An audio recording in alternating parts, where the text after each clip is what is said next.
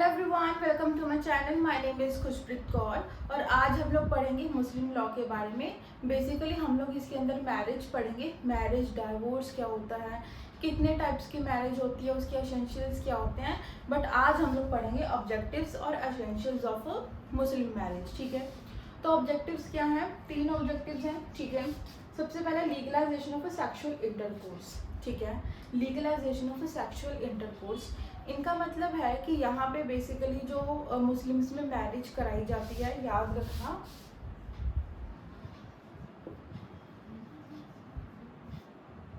वो एक कॉन्ट्रैक्ट होता है और उसको निकाह बोला जाता है। ठीक है, अब यहाँ पे ऑब्जेक्टिव्स ये है, सबसे पहला जो इनकी मैरिज हुई है उसको क्या करना, लीगलाइज करना, उसको बेसिकली लीगल बोल देना कि हाँ इनकी जो मैरिज हुई है वो लीगल तरीके से हुई है। ठीक है, ऑफ अ सेक्सुअल इंटरकोर्स। ठीक है, दूसरा है प्रोक्रिएशन ऑफ अ चिल्ड्रन, मतलब बच्चे पैदा करना। ठीक है, थर्ड है regulation of a social life. यहाँ पे किस चीज़ को, इनकी जो मैरिज हो रही है इनका ऑब्जेक्टिव क्या है, अपनी सोशल लाइफ को रेगुलेट करना, कि यहाँ पे इनका मेन मोटिव यही है कि हमें इस लाइफ में जीना है तो शादी करनी पड़ेगी। तो ये 3 ऑब्जेक्टिव्स हैं। ठीक है, ये इतने ज़्यादा ज़रूरी नहीं है बट आपको पढ़ने पड़ेंगे क्योंकि जो हमारा एग्ज़ाम आता है, ठीक है, उसमें आपको जो कॉलेज के एग्ज़ाम्स आते हैं ना उसमें हमें ये पूरा ऑब्जेक्टिव एसेंशियल्स प्रॉपर लिखने पड़ते हैं। तो इसमें यहाँ तो मैंने सिर्फ हेडिंग लिखी है, लेकिन आप लोग जब मेरे नोट्स चेक करोगे तो उसमें मैंने बहुत ज़्यादा डिटेल में भी एक्सप्लेन किया हुआ है कि प्रोक्रिएशन ऑफ चिल्ड्रंस क्या होता है, रेगुलेशन ऑफ सोशल लाइफ क्या होता है, मतलब बहुत इजी लैंग्वेज में मैंने एक्सप्लेन किया है। तो आप लोग जाके देख सकते हो मेरे नोट्स इंस्टाग्राम पे। तो यहाँ पे अब हम लोग पढ़ेंगे एसेंशियल्स। ठीक है, एसेंशियल्स क्या है, यहाँ पे आप लोगों ने मुस्लिम मैरिज तो देखी ही होगी कि सबसे पहले क्या होता है कि यहाँ पे वो कबूल है ऐसा बोला जाता है। तो यहाँ पे प्रपोजल और एक्सेप्टेंस होता है। प्रपोजल को हम लोग बोलते हैं इजाब, एक्सेप्टेंस को हम लोग बोलते हैं कबूल। ठीक है, इतनी बात क्लियर है। प्रपोजल को बोलते हैं इजाब और एक्सेप्टेंस को हम लोग क्या बोलते हैं, कबूल बोलते हैं। ठीक है, उसके बाद यहाँ पे आता है कि यहाँ पे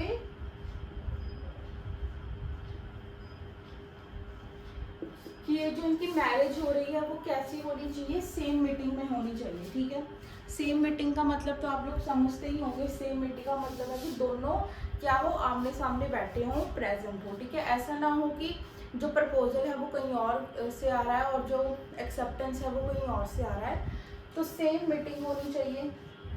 ठीक है, दूसरा है कि यहाँ पे विटनेस होने चाहिए। क्या होने चाहिए,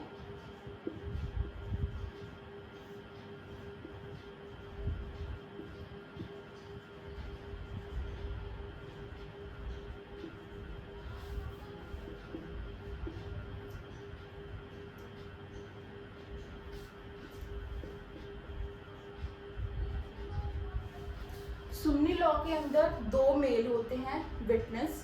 अगर 2 मेल नहीं है तो 2 फीमेल होंगी और 1 मेल होगा।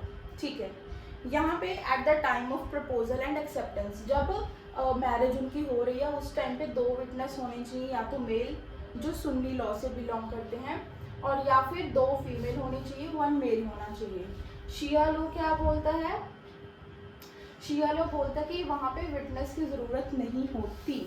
ठीक है, witness are not necessary at the time of marriage. इतना समझ आ गया। यहाँ पे ये था फर्स्ट पॉइंट। दूसरा है,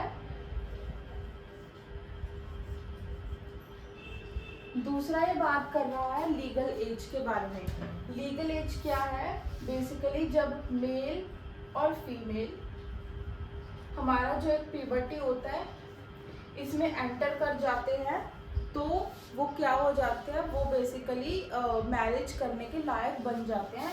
तो यहाँ पे मेल की एज है 12 और फीमेल की है 9 इयर्स। ठीक है, ठीक है, इनकी लीगल एज क्या है, मेल की है 12 और फीमेल की है 9 इयर्स। जब वो प्यूबर्टी के अंदर आ जाते हैं तो वो मैरिज करा सकते हैं। ठीक है, ये था हमारा कंपटेंस। ठीक है, पार्टीज, लीगल एज हमें समझ आ गया। दूसरा पॉइंट है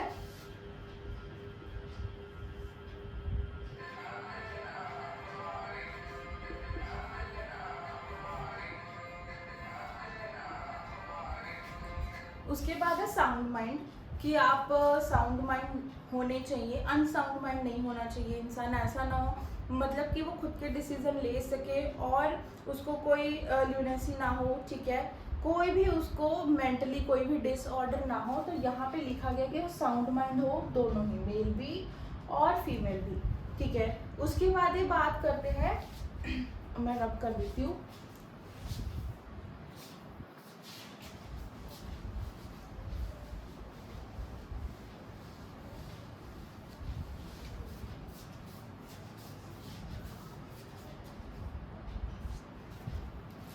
ठीक है, साउंड माइंड के बाद आ जाएगा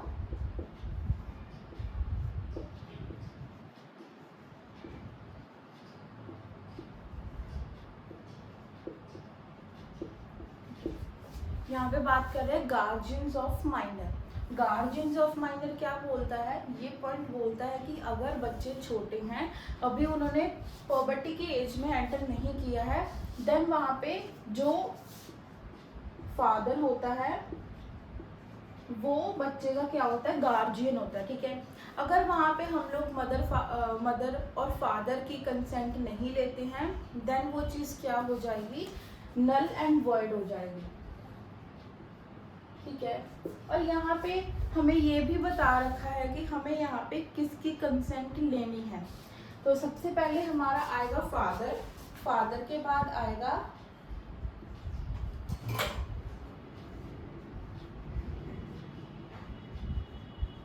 पैटर्नल ग्रैंडफादर, ब्रदर, ठीक है। फिर उसके बाद आएगी मदर, कि अगर फादर नहीं है, फादर के बाद पैटर्नल ग्रैंडफादर, ग्रैंडफादर के बाद ब्रदर, अगर ये भी नहीं है, अगर ब्रदर भी नहीं है देन फिर कौन आएगा, मदर आएगा। उसके बाद अगर मदर भी नहीं है then members of maternal relation, ठीक है। तो ये हमें बता रखा है गार्जियंस ऑफ माइनर, कि अगर बच्चे छोटे हैं, बहुत ही ज़्यादा छोटे हैं, देन यहाँ पे ये लोग हैं कि इनकी कंसेंट होना बहुत ज़्यादा ज़रूरी है, ठीक है। इसके बाद यहाँ पे बेसिकली हम लोगों ने सिर्फ क्या चीज़ें पढ़ी, यहाँ पे हमने गार्जियंस ऑफ माइनर पढ़ा, प्रपोजल एंड एक्सेप्टेंस पढ़ा। प्रपोजल मतलब प्रपोज करना और सामने वाली पार्टी क्या कर रही है, उस चीज़ को एक्सेप्ट कर रही है। सेम मीटिंग में होना चाहिए, मतलब लड़का और लड़की आमने सामने बैठे हों, ठीक है, सेम मीटिंग में। विटनेस की अगर बात करें तो सुन्नी लॉ के अंदर 2 मेल होने चाहिए, अगर 2 मेल नहीं है then 2 females and 1 male. Shia law के अंदर हमें विटनेस की ज़रूरत नहीं है।